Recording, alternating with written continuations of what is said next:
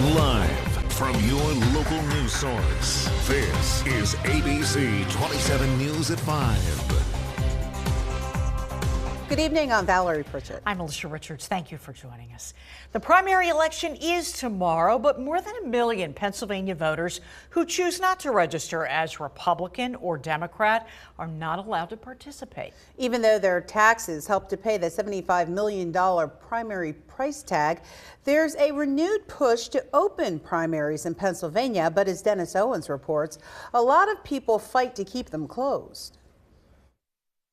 This is the 88th year since primaries were closed to independent voters in Pennsylvania. David Thornburg's chairman of Ballot PA and says if the nearly 1.5 million independents could vote in primaries, candidates would have to appeal to the less deeply partisan.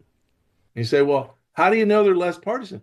Because if they were more partisan, they'd be Republicans or Democrats. We may get below 10% turnout. Getting more primary voters is one of the motivations behind House Bill 280, but it would let the non-affiliated voter choose in which primary to cast a vote. 40 other states have done this.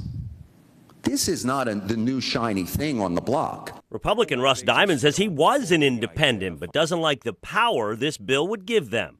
They can just walk up to the polling place and say, today I'm a Democrat, or today I'm a Republican. When I, as a Republican, or anybody here as a Democrat, can't do that. Republicans also argue it's so easy to register. Independents aren't blocked from participating. They're choosing not to. They also fear mischief. If two Democrats were running against me, I could purposely vote in the Democratic primary, vote for the worst of the two candidates, just to, mess up their primary. They feel like they got elected by a set of rules, and they're not that willing to change those set of rules, which is a little paranoid. The motion passes. The bill passed on party lines out of committee. That's happened in the past, and such bills have kicked around since the early 90s. Thornburg hopes the door soon opens to open primaries. So Pennsylvania is, we're standing increasingly alone. And I don't want to be the last to make the statement that every voter should be able to participate in every election. In Harrisburg, I'm Dennis Owens.